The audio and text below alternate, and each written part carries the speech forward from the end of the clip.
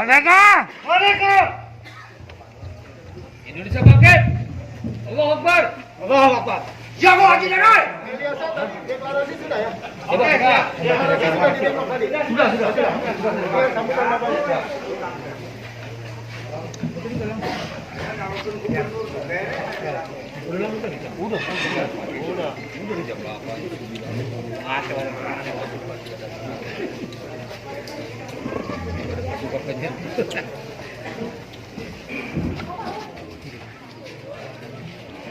Bismillahirrahmanirrahim. Assalamualaikum warahmatullahi wabarakatuh. Alhamdulillahirrahmanirrahim. Saya mengajak kita semuanya bersyukur kepada Allah Subhanahu wa Ta'ala, Tuhan Yang Maha Esa, bahwa khususnya saya bisa bersilaturahim di rumahnya Kang Dadai dalam keadaan sehat walafiat, dan saya juga tidak mengira bahwa banyak yang hadir di sini. Semoga silaturahim kita ini dapat ridho dari Allah Subhanahu wa Ta'ala. Salawat dan salam sama-sama kita panjatkan kepada Nabi Muhammad SAW, di mana sahabatnya sama-sama kita nantikan di akhir zaman. Yang saya hormati Profesor Rahmat Wahab, rombongan saya juga dengan Bang Kalian Nenggolan, yang saya hormati Kang Dadai, dan seluruh hadirin Bapak Ibu, saudara sekalian, khususnya para tokoh agama, alim ulama, para baik yang saya banggakan. Dan lebih syukur lagi bahwa tadi pagi Koalisi Aksi Menyelamatkan Indonesia Kerawang telah dilaksanakan di Rangkas Dengklok dalam keadaan aman, walaupun setelah itu selesainya ada permasalahan. Allahu Akbar! Jago! Hadirin sekalian, suatu hal yang luar biasa, deklarasi dilakukan di Rangkas Dengklok. Hanya sayang, saya agak ditipu sama Kang Dadang. Kang Dadai nipu saya, Pak, kita makan siang di rumah saya. Nggak tahu dia deklarasi udah selesai. Mengapa saya katakan luar biasa? Di sini saya tekankan bahwa tanpa peristiwa Rangkas Dengklok, kemungkinan negara kesatuan Republik Indonesia ini tidak ada. Dan di Rangkas Dengklok atau di Kerawang lah merah putih secara seragam dikibarkan pada tanggal 16 jam 4 sore sebelum proklamasi kemerdekaan. Kerawang! Tapi yang lebih penting lagi, peristiwa Rangkas Dengklok adalah peristiwa yang melengkapi perjuangan para pemuda. Kebangkitan Nasional 1908, Dr. Sutomo, pemuda yang mencanangkan. Dari kebangkitan itu bergulir terus, yang menyatukan, yang sadar bahwa perjuangan bangsa Indonesia ratusan tahun tidak menghasilkan karena bersifat kedaerahan, dan yang menyatukan adalah para pemuda dengan Sumpah Pemuda tahun 1928, pemuda lagi. Kemudian para pemuda lah yang berjuang bersama-sama menyatukan perjuangan di seluruh Nusantara, sehingga hanya memerlukan waktu 17 tahun dari ratusan tahun tidak berhasil. Dan dengan ciri khas pemuda selalu bertindak berdasarkan pengetahuan. Saya ulangi, pemuda selalu bertindak berdasarkan pengetahuan. Dengan pengetahuan para pemuda bahwa Nagasaki dan Hiroshima dibom atom, maka pemuda punya intuisi untuk segera memproklamasikan kemerdekaannya. Disitulah terjadi perselisihan pendapat antara yang tua-tua dengan yang muda. Yang tua-tua menunggu nanti saja, tapi yang muda ini adalah suatu peluang yang harus sudah diambil. Kalau tidak, Belanda pasti akan mengambil peluang juga. Dengan negosiasi yang berat, maka Bung Karno dengan Bung Hatta diambil oleh para pemuda, dibawalah ke Rangkas Dengklok. Di Rangkas Dengklok, di situ ditempatkan dari seorang warga negara Indonesia keturunan Tionghoa, Yi Kui Xiong, yang merelakan rumahnya jadi tempat Bung Karno sama Bung Hatta.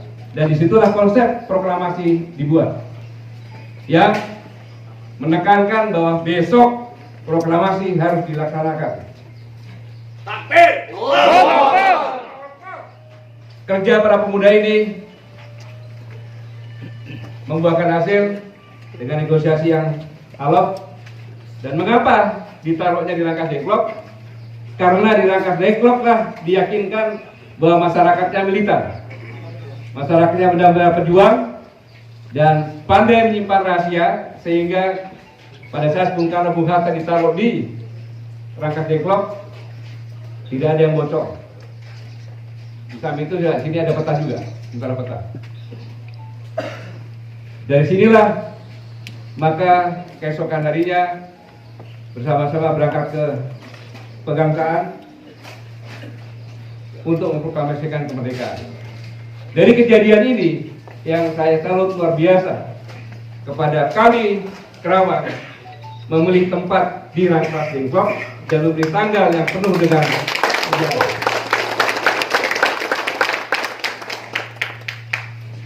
Dalam kondisi ini saya pun terima kasih bahwa kami Kerawang paham terhadap situasi, belajar kejadian-kejadian yang dialami kami baik di Bandung sampai dengan terakhir di Surabaya, sehingga dengan melakukan suatu kegiatan-kegiatan yang cerdik, maka pagi-pagi melakukan deklarasi di Rangkas Dengklok karena tahu persis bahwa akan ada hal-hal yang bisa mencegah. Dan saya mendapat informasi ada ormas di sana yang tentunya terlambat datang, tapi pura-pura seolah kita belum melaksanakan dan tidak terjadi gesekan. Karena tahu bahwa yang hadir di Rangkas Dengklok dari kami adalah orang-orang yang punya jiwa juang, tetapi juga punya kelebihan uang sedikit untuk bensin lah, untuk ongkos taksi, gojek, bisa sampai di Rangkas Dengklok. Tetapi kami Kerawang pun paham bahwa saudara-saudaranya yang tidak seberuntung kami Kerawang, mereka melaksanakan demo dan yakin bahwa hati mereka itu sebenarnya tidak mau, tetapi karena tuntutan ekonomi keluarganya mungkin perlu makan, maka dengan kurang lebih antara 100-150 rupiah diambil, diterima untuk melakukan demo mencegah aksi kami di Kerawang. Tetapi dari sini kelihatan bahwa mereka hanya teriak-teriak saja, tidak berbuat apa-apa. Betul. Mengapa? Karena hatinya mereka juga tidak mau sebenarnya, tetapi mereka butuh uang. Untuk itu sama-sama kita doakan semoga saudara-saudara kita yang melakukan aksi di sana kembali ke rumah masing-masing dalam keadaan selamat. Amin. Dan bisa memberikan keluarganya uang yang dia dapat dari demo ini untuk sekedar menambah makan keluarganya. Amin. Inilah yang saya bangga terhadap kondisi di sini. Lalu pertanyaannya, mengapa perlu diselamatkan? Kami ini adalah menyuarakan suara hati rakyat yang sebenarnya. Di sini di Kerawang adalah kota industri juga, di banyak buruh. Undang-undang Omnibus Law ini yang akan diundangkan dalam RUU Ini sangat-sangat tidak manusiawi dan tidak berpihak kepada rakyat. Semoga pemerintah mendengarkan suara rakyat dan undang-undang ini tidak diundangkan. Saya yakin pemerintah akan paham dan mendengarkan suara hati nurani rakyat. Selanjutnya, perjuangan kami Kerawang baru saja dimulai. Saya ingatkan, baru saja dimulai. Tentunya karena kita menyuarakan kebenaran, maka banyak hambatan, tantangan, bahkan ancaman. Maju terus, maju terus. Benar, Allah Subhanahu wa Ta'ala mengajarkan bahwa setiap hambatan, tantangan, dan perjuangan itu adalah untuk menambah kita semakin tegar, semakin berani, semakin termotivasi untuk mencapai tujuan kita, karena yang dilakukan hal-hal yang benar. Takbir. Jadi kami merupakan gerakan moral yang hasilnya insya Allah berkah dunia maupun akhirat. Amin. Saya tidak panjang lebar karena masih banyak lagi acara. Sekali lagi saya ucapkan selamat kepada kami Kerawang. Semoga Allah Subhanahu wa Ta'ala selalu membimbing kita, memberi kekuatan kepada kita semuanya untuk melanjutkan perjuangan dan hanya untuk keutuhan negara kesatuan Republik Indonesia yang sangat-sangat kita cintai bersama. Terima kasih. Wassalamualaikum warahmatullahi wabarakatuh.